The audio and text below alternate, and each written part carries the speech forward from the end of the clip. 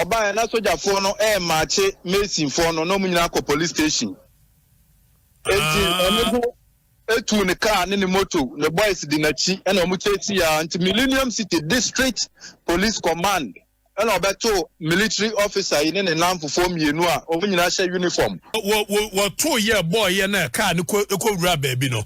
Ana wo sa ko ye nya akukudro ko bie. Ana obo soja ni tuo e wo nakoma wo.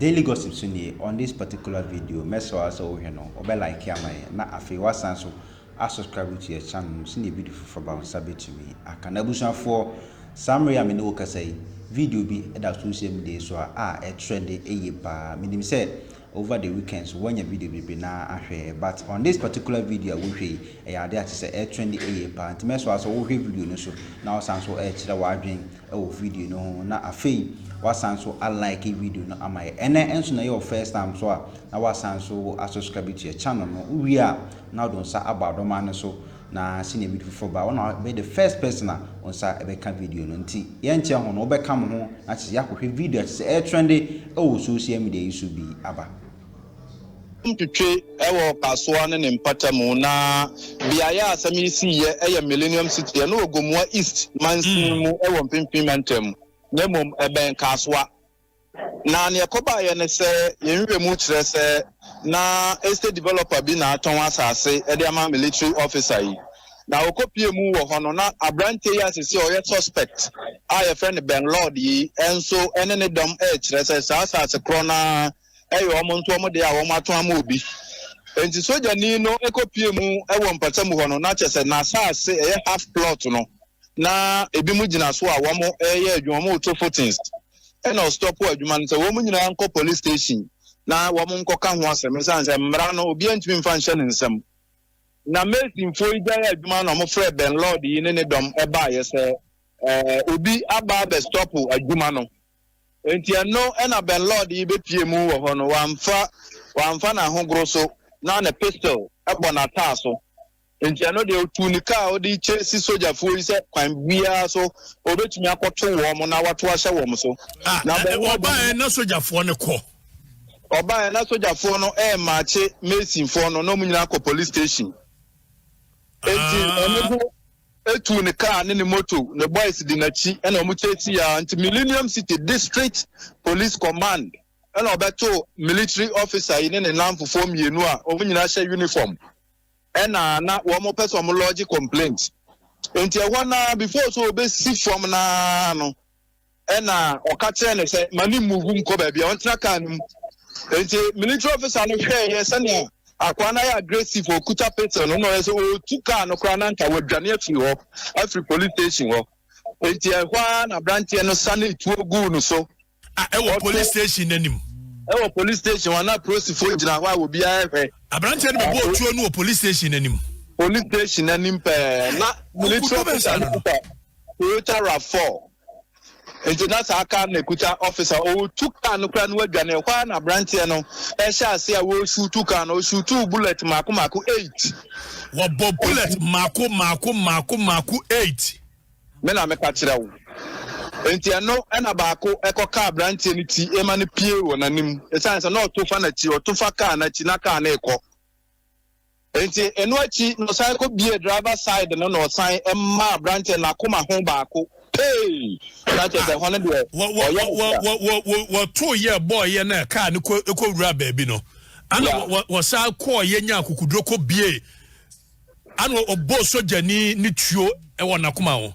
Yes, utumi say waboa no wa sheda say saada no de say ya no be ye no ampa we no abrante boy langard na wo ye de ya no kura de ye hwehwemu kakra no it is alleged say adwuma wo ya ne say obonsa asem ho ban Empe word fufrobia landguard no asasa so bo ho ban ya de babrofo a land ana do guard ye wo kamienu bo mo landguard nyesa me pacho sa na tenen sa anu abi ne kun aye kwaku ninja no meboa me pacho yi wo mo de share aye yi ase no foundation ase no meboa yeah no kre na ni memra na du sa landguard sim hunu no wo man ni nyina ye betu so sa na better say we soja ni akokunu enti we mo bia amfa civil right and one right mo esa say hunu ni nyina mo mfa nto nchai ni yema soja fo ne kwan no mo mra me ball landguard fo no mo no nyifa mo ani ma yi woyene say de make oni me adweno pani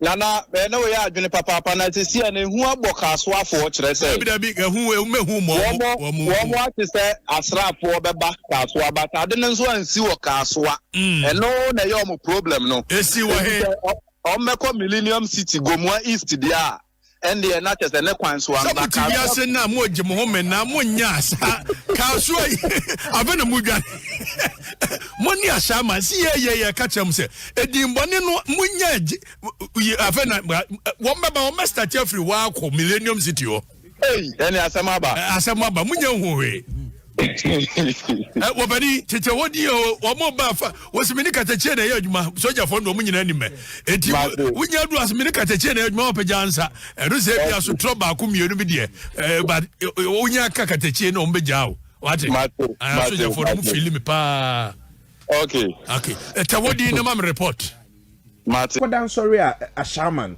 me say kaswa yes adia fufra sense soja ni ayaye ne sa and a man for in quote dwen say whatever happen wo ho no e beti mercy e wo we say a man for you very careful. Okay, you just said at that time but now your take on what the SEO we say no kaswa no. Okay, your advice and your take on that near day. Okay, first of all, I condemn any form of murder, whether legitimate or illegitimate, including even your friend is saying statutorily sentenced death row. I'm against that. Religiously, personally, I'm against any form of murder. Now, with regards to the soldier for now case scenario, the two cases are not the same. The death of a soldier relative, way a soldier, but the scenarios are not the same. Me need the facts of the Kaswa one only to read say it was land related assassin. Whether it is validated say no say assassin and assassin is left in the balance. Say mean cannot mean to me Nkansah ampa assassin. But in absence of that fact, they see a shaman. It was an innocent soldier, Okoni baby, who was cold-blooded and killed by neighborhood, and then left the body on the street. In the neighborhood, one is saying, "Ukum sojani," and yes, there's nobody that could be murdered in that cold-blood action. Our one sika on team, our on yedidi, our on Nkansah. So what does it mean? It means that he might have struggled or shouted. Soldier wouldn't die just like that. Even excuse me, so be the sika cry, may God forbid. You scream and shout. So are we saying that that small road, that neighborhood, that window, people were living there, people were living in their rooms, people were living in their homes.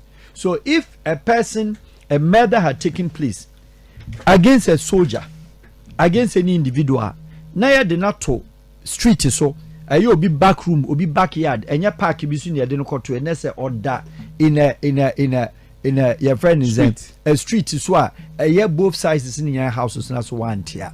Then I'm to say if it should happen even today, soldier knows how to defend.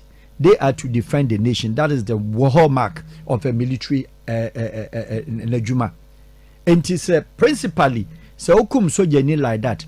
Now the people in the area, Obeka is a military forum, Eddie Kaimai, what is called only a press conference, a press release. So the people in the area should voluntarily try to say omuma information leading to what happened. Did anybody come forward? The answer is no.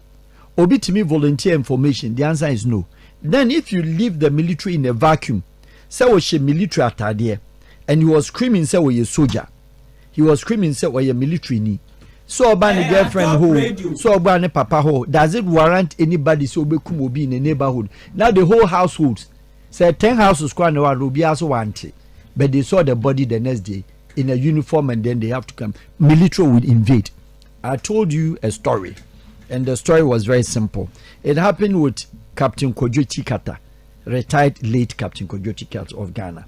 When the Ghanaian troops call Congo, how he settled in Angola or call Congo, no, you heard at the time of a young captain, our the Ghanaian troops call Babia, some were trapped out there, Omukumbino, and any troops were the Koyano. The announcement and then the stand was that as they are going there to redeem and recapture the position and then also make sure say Ombe liberate Omakan. His statement was that anything movable, are you listening? Anything movable, they should ground it down, including dogs, animals, and human beings. That is what soldiers are trained to do. A Ghanaian Captain Kwadwo Tikata, you can call Ghanaian army, whoever, a lot of them are there, they know of this fact. Anything movable, because they don't know who the enemy is. And he took a troop with that said Omia 5 and not 10. No Akolusubia, he wouldn't come to Ghana alone as a leader, as a commander, and where is your trooper? Mekum Omawu. And he took that action. Heaven knows how many of them they killed before they liberated the people.